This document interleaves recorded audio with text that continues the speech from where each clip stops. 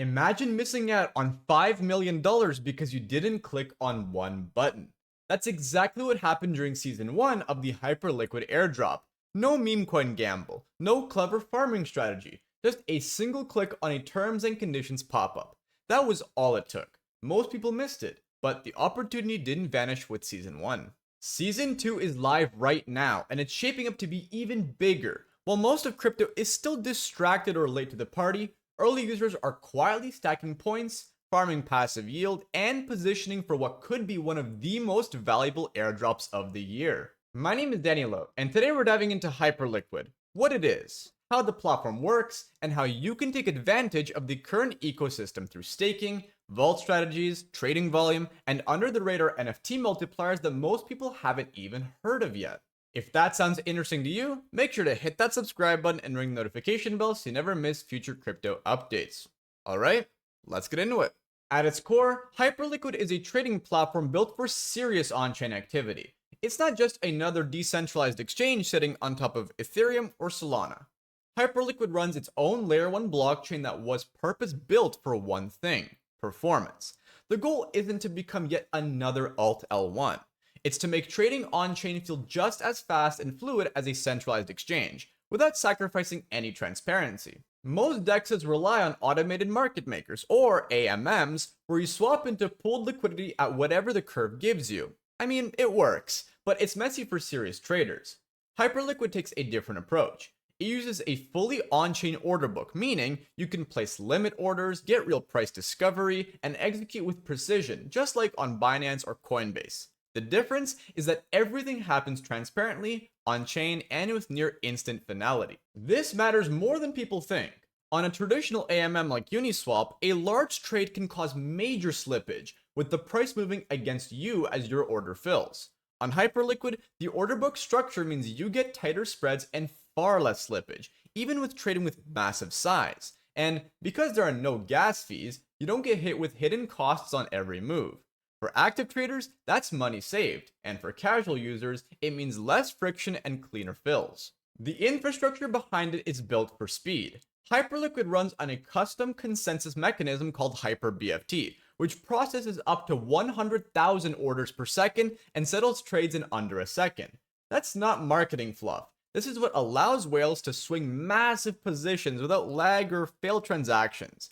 And because the platform doesn't charge any gas fees, only trading fees when orders fill, it feels like a centralized exchange, but with DeFi grade control. From the user's perspective, this means faster execution, better fills, and more control over risk. From the builder side, Hyperliquid supports a second chain called HyperEVM, which allows developers to build familiar Ethereum-style apps that plug directly into the core trading infrastructure. Whether you're trading, staking, or minting tokens, the entire ecosystem is designed to work as one unified stack. But keep in mind, what really sets it apart isn't just the tech, it's how fast people are actually adopting it. And that's where things get interesting. Hyperliquid isn't just promising fast execution and good UX, it's actually being used at scale. Over the past year, daily trading volume has exploded from around 1 billion to over 8.6 billion on peak days, pushing Hyperliquid into top tier of DeFi protocols by volume. One of the clearest examples is James Nguyen, the so-called Hyperliquid whale, who's publicly taken billion-dollar per positions live on-chain. At one point, he was up over 80 million on a single Bitcoin long, only to flip short and keep trading. These aren't just shock trades for attention. His size stress-tested the entire system, and Hyperliquid didn't break. No delayed liquidations, no price manipulation, no blowups. That kind of performance under pressure is rare in DeFi, and it's one of the reasons serious traders are starting to pay attention. The volume is impressive on its own, but what matters even more is what Hyperliquid does with it. 97% of all trading fees go directly toward buying back the Hype token from the open market. That creates a constant stream of demand that scales with usage. The more people trade, the more revenue flows back into the token. On May 21st, Hyperliquid hit a record single-day fee revenue of 4.6 million, an all-time high, while still trading at a much lower market cap than many of its peers. So far, the platform has repurchased over 850 million worth of Hype tokens through its buyback mechanism in just the last 7 months, making it one of the most aggressive demand-side token models in the space. So, you've got a trading platform that's faster than most centralized exchanges, used by billion-dollar whales, and generating top-tier DeFi revenue, all while buying back its own token in the background. That's not hype, that's a real economic engine, and it sets the stage for what matters most to users right now: how to get exposure, how to farm, and how to position for what could be one of the biggest airdrops in all of crypto. So, how do you actually get involved? Right now, the best part about Hyperliquid is that it rewards usage. Season 2 of the airdrop campaign is live, and unlike other ecosystems where rewards mostly go to insiders or whales, there's still room to earn meaningful points by just participating. The strategies fall into a few categories, and depending on your time, capital, and risk appetite, you can pick the one that best suits you. The most direct way to farm is by trading. You can earn points through both spot and perpetual volume, and you don't need to be profitable to rank. The leaderboard for PNL is dominated by massive accounts, but the point system favors activity and not just results.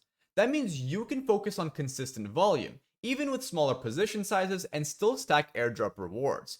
If you're experienced, use leverage carefully to boost volume, and if you're not, even basic spot trading over time can help you farm without the risk of liquidation. Beyond trading, you can stake hype across multiple sets of validators directly through the platform. It's simple, non-custodial, and helps decentralize the network while farming you more points. You're not locked in either. You can restake to new validators, spread risk across multiple addresses, and still stay eligible. For many, this is the easiest way to passively accumulate airdrop rewards with very minimal effort. Then there's the vault strategy, backing the system instead of trading inside it. Platforms like Mizu and Hyperbeat let you deposit assets like ETH or USDT into market-making vaults that automatically generate yield. While specific APRs aren't always disclosed, these vaults optimize returns across multiple protocols in the Hyperliquid ecosystem, including Hyperbeat, Hyperlend, Hyperfi, and more, while also stacking airdrop points in the background. And finally, one of the more under-the-radar ways to boost your exposure is through NFTs. Specific collections like Mecha Cats from Drip.trade offer point multipliers that scale with how many hold. For example, 1.25 for 1 to 9, 1.4 for 100 to 199, and 1.5 for 500 or more. Holders are also eligible for additional airdrop allocations, such as the share of the V-Kitten token supply. This is the kind of passive edge most people overlook, but it can easily compound over time. Whether you're an active trader, a long-term staker, or just looking to set and forget, there's a strategy here that works. And with how fast Hyperliquid is scaling, every week you wait could mean falling behind in the rankings. But the window is still open, and now's the time to get ahead. It's easy to look at Hyperliquid and think this is just another airdrop moment. Let's trade a bit, farm some points, and move on. But that mindset misses the bigger opportunity. Hyperliquid isn't just rewarding users, it's building a complete vertically integrated trading stack with real revenue, real usage, and real upside. This isn't some low float hype cycle. It's an on-chain exchange that's already competing with centralized exchanges on speed, liquidity, and execution, and doing so profitably. The team didn't raise from VCs. There's no private investor dump risk. Over 70% of the total hype supply is reserved for the community, and 97% of all platform revenue is already going towards buying back the token. That creates one of the cleanest feedback loops in all of crypto. The more people use the platform, the more value accrues to the token, and most of that value goes directly back to the users. And while centralization concerns around validators or closed source code are valid, the team has been responsive. They expanded the validator set from just 4 to 21 active permissionless validators as of April 2025, and continue to roll out progressive decentralization plans as the usage scales. What makes all this possible is the vertical integration. Hyperliquid controls the full stack, from trade execution and settlement to staking, tokenomics, and user incentives, which lets them move faster, update frequently, and keep the entire experience tightly aligned. It's the same approach that made Solana's DeFi ecosystem feel seamless, but here, the execution is even tighter. And it's not just even about perps anymore. Between Hypercore and the Hyper EVM chain, builders are deploying multiple apps, launching tokens, and layering new incentives directly on top of the existing infrastructure. This looks a lot like Solana in early 2023, not just in terms of the usage, but in the way capital, users, and attention are all consolidating. So, to answer the question, yes, the airdrop matters. But what you're really looking at is the early monetization phase of an ecosystem that's already generating top tier revenue with a token that's still not fully distributed. And if you believe that the future of finance is on chain, Hyperliquid is one of the strongest real world examples of what that actually looks like. Most people ignored Hyperliquid when it first launched. Then they ignored it again during season 1, right up until they saw people walking away with 6 or 7 figures just for using the platform. But this time, the window is still open. Hyperliquid isn't some theoretical bet or future roadmap. It's already delivering volume, revenue, and user rewards at a level that few protocols can match, and the ecosystem is still early. If you're staking, trading, vault farming, or even just holding the right NFT, you're ahead of the curve. And if you're not, there's still time to get in before season 2 ends and the next wave of adoption takes over. The real question now is how you're going to play it. Are you already farming season 2, or are you still waiting to make a move? Let me know in the comments. I'm curious what your strategy looks like. If you got value from this video, make sure to subscribe and ring the notification bell so you never miss future crypto updates. Thanks for watching, and I'll see you in the next one.